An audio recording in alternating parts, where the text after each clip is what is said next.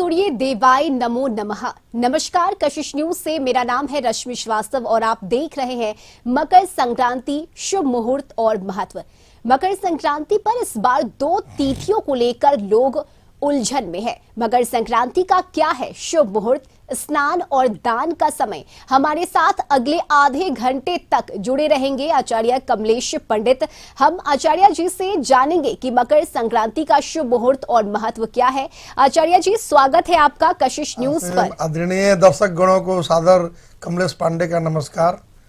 और मैं बताना चाहूँगा कि मैं ये जो मकर संक्रांति जो है इसके बारे में विस्तार रूप से मैं बताना चाहता हूँ। बिल्कुल, और इससे पहले सभी दर्शकों को मकर संक्रांति की ढेर सारी शुभकामनाएं। पंडित जी आपको भी। और ऐसे में इस बार कंफ्यूजन है लोगों में कि आखिर मकर संक्रांति 14 को मनाया जाए या फिर 15 को मनाया जाए। हम चाहेंगे दर्शकों के बीच का ये जो कंफ्यूजन है पहले आप इसे दूर कीजिए। क्योंकि ये ऐसा है ना कि इसमें पहले 14 तारीख को ही होता था, लेकिन 14 तारीख के अब इसलिए नहीं होगा कि 14 जनवरी को रात में 2:58 पर सूर्य जो हैं वो धनु राशि में ही रह रहे हैं और धनु राशि से निकल करके जाएंगे सुबह 15 तारीख को मकर राशि में।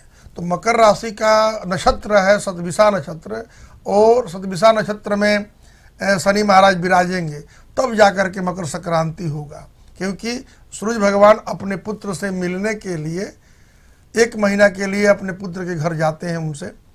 तो इस समय का जो भी शुभ कार्य होगा, ये सबसे बड़ा पर्व है हमारे भारतवर्ष का, सबसे अच्छा, सबसे सुंदर और शुभ है। इसमें सारे ग्रह का निदान हो जाएगा।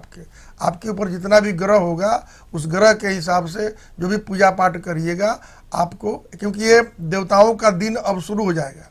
क्योंकि दक्षिणायन सूर्य रहते हैं 6 महीना और 6 महीना उत्तरायण रहते हैं। तो जब मकर संक्रांति आता है तो सूर्य चले जाते हैं, उत्तरायण हो जाते हैं। तो उत्तरायण में क्या होता है कि देवता का दिन होता है 6 महीना का, और जब दक्षिणायन होता है आपको आषाढ़ के पूर्णिमा, गुरु पूर्णिमा के दिन से वो दक्षिणायन से उत्तरायण से दक्षिणायन होंगे जब सूर्य, तो उस समय देवताओं के लिए रात्रि हो जाती है। तो अब देवता लोग क्या करते हैं कि कल 15 जनवरी को वो लोग स्वर्ग से पृथ्वी पर आएंगे, संगम में स्नान करने के लिए आते रूप को धारण करके। और उस दिन से ग्रीष्म ऋतु जो है ना, बसंत ऋतु का आगमन होगा। तो ताप क्रम में वृद्धि हो जाती है। कुछ लोग इसको खरवास मानते हैं, तो खरवास का अर्थ हो गया 1 महीना हम लोग खरवास मानते हैं। क्योंकि सूर्य भगवान करते क्या है कि अपने घोड़ों को अपने रथ में जोतते हैं जी। तो इससे पहले क्या होगा कि क्योंकि सूर्य भगवान को हमेशा चलना है सृष्टि में। अगर सृष्टि में नहीं चलेंगे उन घोड़ों को साथ, तो सृष्टि का मतलब कि पूर्ण रूप से विनाश हो जाएगा। तो इसलिए क्या करते हैं कि 1 महीना के लिए अपने घोड़ों को खोलते हैं आराम करने के लिए, कुछ खान पान करें, आराम करें। तो उस पीरियड में, उस समय में क्या करते हैं, सूर्य भगवान की गधा को अपने खर, माने गधा होता है, खर का संस्कृत में हिंदी में गधा कहते हैं और संस्कृत में खर कहते हैं। तो खरमास तभी से शुरू हो जाती जब वो घोड़ों को खोल करके और खर मतलब गधा को अपने रथ में जोत देते हैं। और जब रथ में जोत देते हैं तो उस समय से खरमास शुरू हो जाती है। शुभ कर्म जो है, शुभ काम, विवाह, यज्ञोपवीत, मुंडन, विवाह वगैरह सभी बंद हो जाते हैं। और बाकी काम जो है जब 15 जनवरी जब आता है तो शुभ कर्म, क्योंकि देवता लोग अब पूजन पाठन के लिए, जप तप के लिए शुभ माना गया है। तो यही मकर संक्रांति का महत्व सबसे बड़ा दिन होता है। क्योंकि गंगा जी भी इसी दिन आई हैं, गंगा जी की महत्व है। और गंगा में स्नान करने से क्या होगा कि आपके सारे बुरे कर्म, सारे पाप वो सब नष्ट हो जाएंगे। इसलिए तिल डाल करके, अब घर में अगर स्नान करते हैं तो पानी में तिल डाल करके स्नान करिए। क्योंकि तिल में तिल खाना, तिल का स्नान करना, तिल का तिल शरीर में लगाना, ये बहुत फायदेमंद होगा। अच्छा पंडित जी, यानी कि इस बार 15 को मकर संक्रांति मनाया जाएगा। इसके साथ ही शुभ मुहूर्त क्या है मकर संक्रांति के दिन का? जी, हम चाहेंगे आप ये भी बताइए दर्शकों को। 77 वर्ष के बाद ये योग आया है वरयान योग जी। और वरयान योग में आपको 8:30 बजे से 10:45 तक के शुभ घड़ी है, जो स्नान दान तप जप करने के लिए। तो अगर आप गंगा स्नान करते हैं, अगर पीला वस्त्र धारण करके स्नान करते हैं तो बहुत प्रसन्नता होगी। भगवान विष्णु का आगमन होता है, सभी देवता उनके साथ रहते हैं और जल में वो प्रवेश करते हैं। तो जल में प्रवेश करते हैं, तो जल में प्रवेश करते हैं सूर्य भगवान की कृपा, क्योंकि ग्रहों के राजा सूर्य हैं। तो उस दिन स्नान अगर आप भोर में स्नान करते हैं तो ज़्यादा लाभप्रद होगा, सारे कष्ट मिट जाएंगे, सारे ग्रह मिट जाएंगे। और स्नान करके लोटे का जल लीजिए, तांबे का लोटे हो तो अति उत्तम, क्योंकि सूर्य को तांबा बहुत प्रिय है। तो इसलिए तांबे के लोटे में गुड़ डालिए, उसमें डालिए तिल, काला तिल डालिए या सफ़ेद तिल डालिए, या उसमें रोरी डाल दीजिए, हल्दी डाल दीजिए, अक्षत डाल दीजिए, और तब सूर्य भगवान को आप जल दीजिएगा। तो आपके तमाम ग्रहों का मतलब कि विनाश होगा जी, और कोई ग्रह शरीर के ऊपर नहीं रह पाएगा। बिल्कुल। और 15 के बाद से ही चाहे कोई भी शुभ काम हो अशुभ वो काम, शुरू किए हाँ, जाते हैं, चाहे गृह प्रवेश हो या फिर घर में शादी विवाह जैसी कोई चीज हो, तो 15 के बाद ही इसे शुरू करना शुभ माना जाता है। जी। बिल्कुल पंडित जी, इसके साथ ही आज के दिन यानी कि जब मकर संक्रांति मनाया जाता है उसमें दान का काफी महत्व है, बहुत महत्व दान है। पुण्य करना चाहिए। हम चाहेंगे इसके पीछे की क्या कथा है, संक्षेप में आप ये भी हमारे दर्शकों को बताइए। इसलिए कथा इसमें है कि मकर संक्रांति के दिन गंगा जी को भागीरथ जी लाए थे, कपिल मुनि के आश्रम गंगा सागर, सब तीर्थ बार बार, गंगा सागर एक बार। तो गंगा सागर में जाके स्नान मकर संक्रांति के दिन करिए, अति बेस्ट है, अति सुंदर है। और या तो आप संगम में जाकर के स्नान करिए, क्योंकि वहाँ सारे देवता, क्योंकि सब तीर्थों का राजा संगम को माना गया, प्रयागराज, इलाहाबाद। तो वहाँ जाकर के स्नान करते हैं तो सारी कामनाएं, आपके मन में जो कामनाएं हैं वो आपका पूर्ण होगा। तीर्थों पर स्नान करते हैं, वहाँ जाकर पूर्ण होगा। तो इसकी कहानी यहाँ है कि इस दिन भागीरथ जी बहुत दिन तपस्या करके अपने पुत्रों का, सगर का 60,000 पुत्रों को कपिल मुनि ने भस्म कर दिए थे। तो भस्म कर दिए थे तो गंगा जी नहीं आ रही थी, तो सगर के सभी वंशज आराधना करके हार गए। तो अंत में भागीरथ जी आराधना किए, तो भागीरथ जी को आराधना करने के बाद गंगा जी पृथ्वी पर आई, और उसी 15 जनवरी के दिन, मकर संक्रांति के दिन ही शुभ अवसर पर गंगा जी को वो लेकर के गए, सागर में मिलाए। तो इसलिए गंगा जी में स्नान करने से मोक्ष हो जाएगा। जो भी उस दिन स्नान करेंगे, और जो स्नान नहीं करेंगे, खाएंगे, तो करोड़ों पापों का भागीदार होंगे। इसलिए उस दिन स्नान करके तिल दान करिए, अपने घर में ब्राह्मण को खिलाइए, गरीब को खिलाइए, कंबल दान करिए, जूता दान करिए, छाता दान करिए। तो आपके ग्रहों का अशुभ प्रभाव जो है वो आपका समाप्त हो जाएगा। बिल्कुल। और मकर संक्रांति में चूड़ा, दही, तिलकुट, गुड़ के साथ ये खाया जाता है। जी, हम चाहेंगे इसके पीछे की भी क्या वजह है, क्या बात है। देखिए, तिल भगवान के पसीना से उत्पन्न है। भगवान का जब पसीना गिरा ना, भगवान विष्णु का पसीना जब गिरा तो उससे तिल की उत्पत्ति हुई। तिल जो है बहुत गर्म भी होता है, खाने से आपको ब्लड प्रेशर नहीं होगा, आपके लीवर ठीक हो जाएगा, आपके जो भी कोलेस्ट्रॉल है वो भी ठीक होगा, ब्लड का जो रफ्तार है, रक्त प्रवाह जो है वो अच्छा होगा तिल खाने से। तो गुड़ खाने से शनिदेव प्रसन्न होंगे, तिल खाने से शनिदेव प्रसन्न होंगे, सूर्य प्रसन्न होंगे, सारे देवता प्रसन्न होते हैं। इसलिए इसको बड़ा पर्व माना गया है।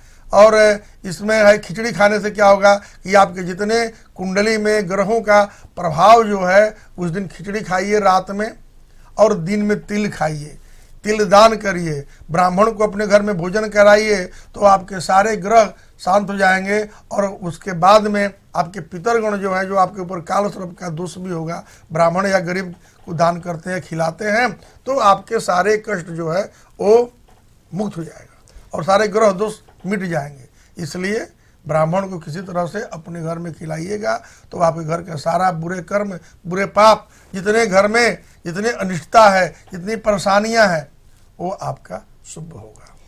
बिल्कुल। और संक्रांति के दिन भगवान भास्कर यानी कि सूर्य के पूजा का भी विशेष विधान है, तो हम चाहेंगे इसकी भी क्या विधि है ये आप बताइए हमारे दर्शकों को। हाँ, अब देखिए, अब सूर्य को आप मजबूत कर देंगे और शनि महाराज को मजबूत कर देंगे, तो हम उम्मीद करते हैं कि 1 महीना सूर्य भगवान अपने पुत्र के घर में रहेंगे तो 1 महीने के अंदर में भोर में सूर्योदय से पहले स्नान करिए, क्योंकि सूर्योदय से पहले स्नान करके और शुभ वस्त्र धारण करके और रुद्राक्ष का माला लीजिए। और जो कुंडली में आपके ग्रह प्रभावित कर रहे हैं, आपको आप बहुत परेशान हैं, बहुत आपके हर काम में बाधाएं आ रही है, धन की कमी हो गई है, बाल बच्चों का पढ़ाई लिखाई बंद है, नहीं कर रहे हैं, बहुत सारी परेशानियां हैं, केस मुकदमा में फंसे हैं, रोग असाध्य बीमारियों में आप घिरे पड़े हैं, कर्ज में डूबे हुए हैं, तो उनको गायत्री मंत्र के द्वारा 1 माला 108 बार गायत्री मंत्र का जप करें। इसके बाद 1 माला शनि का मंत्र का जप करें। और इतना 1 महीना 30 दिन का 1 महीना होता है, 1 महीने में अगर जप करते हैं और उसी समय और जो भी करके और सूर्य भगवान को गायत्री मंत्र के द्वारा अगर जल देते हैं, या सूर्य का मंत्र है घृणे सूर्य आदित्य नमः, अगर इस मंत्र को कह करके अगर सूर्य भगवान को तांबे के लोटे से जल देते हैं और ओम भूर्भुवः स्वः तत्सवितुर्वरेण्यं भर्गो देवस्य धीमहि धियो युन्नः प्रचोदयात्, अगर इस मंत्र से सूर्य को जल देते हैं तो मैं बताता हूँ कि निश्चित तौर पर उनके कुंडली में जो भी परेशानियां हैं, जो भी ग्रह दोष है, वो सब समाप्त हो जाएगा। आदित्य हृदय स्तोत्र का अगर 1 माह अगर जप नहीं कर पाते हैं तो वो लोग सूर्य चालीसा का पाठ करें या आदित्य हृदय स्तोत्र का पाठ करेंगे, तो उनको हम निश्चित करते हैं, एकदम निश्चित है कि उनको सफलता मिलना ही मिलना है। क्योंकि बड़े बड़े देवता, बड़े बड़े साधक, बड़े बड़े सन्यासी इस दिन इस महीने में साधना करते हैं। इस महीने में माघ के महीने में 1 महीना माघ आ जाएगा, इसमें क्या करते हैं साधु संत कि प्रयाग में चले जाते हैं, प्रयाग में जाकर के स्नान करते हैं, ध्यान करते हैं, क्योंकि देवता वहाँ 1 माह रह करके साधना करते हैं, जप तप करते हैं, दान करते हैं। तो इसलिए 1 माह के अंदर में सूर्य भगवान की पूजा करने से सारे कष्ट का निदान होगा। कोई भी ग्रह शांति हो इस महीने में करेंगे तो तुरंत उसका तत्काल प्रभाव और फल मिलेगा। चलिए, तो आचार्य कमलेश पंडित जी हमारे साथ जुड़े हुए हैं, इससे हम जान रहे हैं कि मकर संक्रांति के दिन कितना शुभ संयोग बन रहा है। पंडित जी, हम ये चाहेंगे कि जो राशि है, राशियों के हिसाब से इस बार मकर संक्रांति पर इसका क्या प्रभाव पड़ेगा, चूंकि 15 के बाद खरमास खत्म हो रहा है और इसके साथ ही हिंदू कैलेंडर में नया साल भी है। इस हिसाब से अगर देखा जाए तो राशियों पर इसका क्या प्रभाव रहेगा? राशियों पर मकर संक्रांति के दिन तो अच्छा प्रभाव रहेगा जी। अगर 1 महीना अगर अपने अपने राशियों के हिसाब से मंत्र का अगर जप करते हैं, पूजन करते हैं, वस्त्र पहनते हैं, तो हम उम्मीद करते हैं कि अच्छा फलदायक होगा। तो पहले चलिए हम चलते हैं मेष राशि पर। तो मेष राशि के जातक अगर उस दिन हनुमान जी का अगर 1 महीना जप कर देते हैं तो जो भी मेष राशि वाले को जो भी लाल वस्त्र पहन करके अगर जप करते हैं तो उनके सारे प्रभाव, सारे जितनी ग्रह दोष पीड़ाएं हैं वो सब नष्ट हो जाएगा। दूसरी राशि है आपको वृष राशि। तो वृष राशि के जातक को चाहिए कि सफ़ेद वस्त्र पहन करके और माता लक्ष्मी का आराधना करें या लक्ष्मी के मंत्र का जप करें या दुर्गा जी का बीज मंत्र का जप करें या शुक्र का, क्योंकि शुक्र मंत्र का अगर जप करते हैं तो उनकी भी परेशानियां, जितनी ग्रहों का दोष उसमें कुंडली में है, तो 1 महीना के अंदर वो समाप्त हो जाएगा, कामना की उनकी पूर्ति हो जाएगी। अब बुध मान लेते हैं कि मिथुन राशि जिनका है वो हरा वस्त्र पहन करके बुध का मंत्र का जप करेंगे, ओम बुद्धाय नमः, ये मंत्र का जप करें। चाहे गणेश जी की पूजा करें, ओम गंग गणपते नमः कह करके गणेश जी का अगर जप करते हैं तो 1 महीना अगर कर देते हैं तो लिख लीजिए कि उनको साल में धन की कमियां नहीं होगी, सफलताएं मिलती ही जाएगी। अब देखिए ये 3 राशियां हुई, चतुर्थ राशि आपको आएगा कर्क राशि। तो कर्क राशि के स्वामी चंद्रमा है। चंद्रमा का सफ़ेद वस्त्र बहुत ही प्रिय है और सफ़ेद वस्त्र पहन करके ओम सोमाय नमः, ओम सोमाय नमः मंत्र का अगर जप करते रुद्राक्ष के माला पर 1 माला, तो 1 महीना करते हैं तो साल भर का ग्रह उनका शांत हो जाएगा। न कोई एक्सीडेंटल हो सकता है, न कोई दुर्घटना होगी, न ही कोई तरह की रोग की बीमारी परेशानी आएगी, न धन की कमी होगी, बाल बच्चे सभी परिवार जो है सुख संपन्न हो जाएंगे। अब देखिए, अब आइए सिंह राशि के। तो सिंह राशि के जातक को सूरज की आराधना करनी चाहिए। सूरज का मंत्र है ओम घृणी सूर्य आदित्य नमः। ये मंत्र का जप करें। 1 महीना चंदन का माला हो तो अति सुंदर, अगर तुलसी के माला हो अति सुंदर, रुद्राक्ष की माला हो अति सुंदर पर जप करें तो हम उम्मीद करते हैं कि उनके भी जितनी ग्रहों का दोष, शारीरिक, मानसिक, आर्थिक जो भी परेशानियां हैं तो वो समझ लीजिए कि दूर हो जाएगा। अब आइए तुला राशि। तो तुला राशि के स्वामी शुक्र है और शुक्र ग्रह का ओम शुक्राय नमः का अगर जप करते हैं एक, और उसके साथ में गायत्री मंत्र कर देंगे एक माला 108 बार, 108 बार शुक्र का मंत्र का जप कर दें और 108 बार शनि मंत्र का जप कर दें तो शुक्र का जो भी कुंडली में ग्रहों का जो भी दोष होगा, कोई भी ग्रह, नवग्रह में कोई भी ग्रहों का प्रभाव होगा कुंडली में, तो हम उम्मीद करते हैं कि उनका सफलताएं मिलती जाएगी, धन का आगम होगा, सारी कष्टों का निदान हो जाएगा, रोग बीमारी परेशानी सब दूर हो जाएगा। अब आइए वृश्चिक राशि। तो वृश्चिक राशि के स्वामी मंगल है। मंगल का मंत्र है और मेष राशि वालों के लिए और वृश्चिक राशि वालों के लिए में जो स्वामी है मंगल है, तो मंगल का मंत्र है ओम अंगारकाय नमः।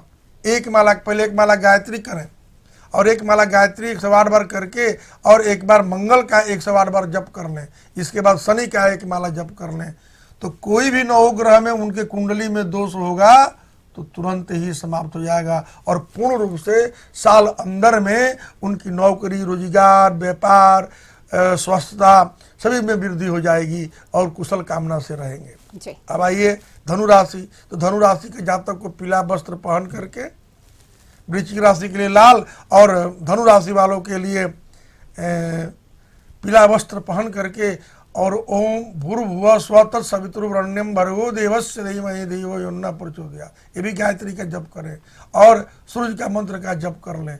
तब उसके बाद एक माला ओम ब्रीम बृहस्पतये नमः का जप करेंगे तो हम उम्मीद करते हैं कि इनकी भी सारी पीड़ाएं जो होगी, सारे कष्ट होगा, धन का कष्ट हो, विद्या घर कष्ट हो, मकान घर नहीं बन रहा हो, किसी प्रकार की कोई परेशानियां आती हो तो वो सारे परेशानियां जो है ये आपको इस मंत्र का जप करने से 1 महीना के अंदर में साल भर का पूर्ण फल उनको प्राप्त होगा। अब आइए, अब आते हैं आपको मकर राशि। तो मकर राशि का स्वामी तो शनि ही है और मकर राशि में सूर्य भगवान जा ही रहे हैं। तो अगर शनि की पूजा विशेष तौर पर कर दी जाए, क्योंकि ग्रहों का ये न्यायाधीश है, ग्रहों का ये सर्वोच्च न्यायाधीश है और इसलिए शनिवार के दिन क्या करते हैं, शनि महाराज की पीपल के वृक्ष के तले सारे देवताओं को, सारे ग्रहों को बुलाते हैं और बुला करके और उनको अपना अपना काम बांटते हैं। तो जो भी ग्रह से प्रभावित अगर व्यक्ति होंगे, पीड़ाओं व्यक्ति होंगे तो वो पीड़ा को शनि का मंत्र का जप करें 1 माला या 5 माला, सूर्य का मंत्र का जप करें तो जितनी कामनाएं उनके मन में सोच करके रखे हुए हैं, तो नौकरी, रोजगार और मकान, घर, जमीन, जायदाद, ये सब खुशहाली शनि महाराज देते हैं कलयुग में। ये कलयुग चल रहा है ना, कलयुग में शनि महाराज देते हैं। और अपने राशि, इनका राशि कुंभ भी है, तो मकर से निकल करके कुंभ में जाएंगे, अपने राशि पर रहेंगे। तो अपने राशि पर रहेंगे तो 2 महीना, अब 2 महीना जो है ना, 2 महीने में सारे काम जो है उस व्यक्ति का बनेगा जो इनका जप करेंगे। इसके बाद आ रहा है मीन राशि। तो मीन राशि के जातक को चाहिए बृहस्पति का जप करें, गायत्री मंत्र का जप करें और लेकिन सूरज को जल 12 राशियों को देना है। तिल डाल करके लोटे के जल में तिल डालिए, गुड़ डालिए, इसके बाद अक्षत डाल दीजिए, सिंदूर डाल दीजिए, रोरी डाल दीजिए और एक लाल फूल डाल दीजिए। इतना डाल करके दीजिए, तुरंत दुष्प्रभाव खत्म हो जाएगा। और गंगा जल, अगर गंगा जी में स्नान करने नहीं जा पाते हैं तो घर में जो स्नान करिएगा उसमें गंगा जल मिला दीजिए और थोड़ा सा तिल डाल दीजिए, स्नान करिए या तिल का तेल शरीर में लगा लीजिए, उपटन लगा लीजिए, बहुत फायदा होगा। बहुत ग्रह का दोष जो है वो आपका शांत होगा। बिल्कुल, यानी कि मकर संक्रांति के बाद की जो तिथि है वो कई मायनों में शुभ है। अगर गृह प्रवेश करना हो या फिर शादी विवाह की बात करें तो इसके लिए भी अत्यंत शुभ है। गृह प्रवेश कर सकते हैं, विवाह कर सकते हैं, तिलकोत्सव कर सकते हैं, मुंडन कर सकते हैं जी। और जो भी शुभ कार्य है, क्योंकि देवताओं का दिन हो जाता है और बड़ा दिन शुरू हो जाता है। लोग कहते हैं कि बड़ा दिन दिसंबर से शुरू होता है, मतलब 25 दिसंबर को बड़ा दिन की छुट्टी मनाई जाती है, लेकिन उस दिन से बड़ा दिन नहीं होता है, क्योंकि सूर्य जो है उत्तरायण जब हो जाते हैं ना, जब अपने घोड़ों को अपने रथ में जब जोतते हैं तो ताप क्रम में वृद्धि हो जाती है, तो सूर्य उत्तरायण हो जाते हैं। अब इसी में जब महाभारत के युद्ध खत्म हो गया था तो भीष्म पितामह जी उत्तरायण सूर्य का इंतजार कर रहे थे, उनकी इच्छा मृत्यु का वरदान था। तो इच्छा मृत्यु जब आया, जब उत्तरायण सूर्य हुए मकर संक्रांति के दिन ही अपने शरीर का त्याग किए। तो जो भी व्यक्ति अगर उत्तरायण में मरते हैं तो फिर उनका जन्म नहीं होता है। तो 15 जनवरी को बहुत शुभ मुहूर्त है, इस दिन भोर में ही स्नान करने का महत्व है। लेकिन ऐसा हो गया कि धनु राशि से निकल करके सूर्य भगवान मकर राशि में 8:48 पर जा रहे हैं, उसके बाद ही आपको पुण्य काल हो रहा है। तो पुण्य काल में स्नान करना, दान करना, ब्राह्मण भोजन घर में कराना, ग्रहों को मिटाना, कंबल दान करना गरीबों को, ब्राह्मणों को, और पैसा दान करना बहुत ही शुभ माना गया है। क्योंकि उस दिन अगर लोग दान नहीं करते हैं, ऐसे खाते हैं, क्योंकि सूर्य जो है संक्रमित हो जाते हैं ना, मकर राशि में घुसने से, उनके जाने से संक्रमण संक्रांति होती है। तो संक्रांति में अगर आप दान करते हैं तो आपके पहले के दान से और संक्रांति के दान से 1000 गुना फल मिलेगा, करोड़ों गुना का फल मिलता है। अगर तीर्थों पर जाकर के दान करते हैं तो बहुत बड़ा आपको लाभ मिलेगा, सारे ग्रह शांत हो जाएंगे, निश्चित है। इसलिए उस दिन खाने का, तिल खाने का प्रावधान है, तिल ब्राह्मणों को खिलाने का प्रावधान है, गरीबों को खिलाने का प्रावधान है, अतिथि गण आपके घर में आए उनको खिलाइए, तो बहुत पुण्य होगा, सारे पाप आपके मिट जाएंगे, सारे शुभ कर्म आपके घर में प्रवेश कर जाएंगे। बिल्कुल, यानी कि इस बार 14 नहीं बल्कि 15 को मकर संक्रांति मनाने का शुभ दिन है जी। और सालों के बाद ये शुभ संयोग आया है और सुबह उठकर स्नान करने के बाद ही आप तिल खाएं और भगवान सूर्य की पूजा आराधना भी करें, जिसका विशेष फल आज के दिन मिलता है।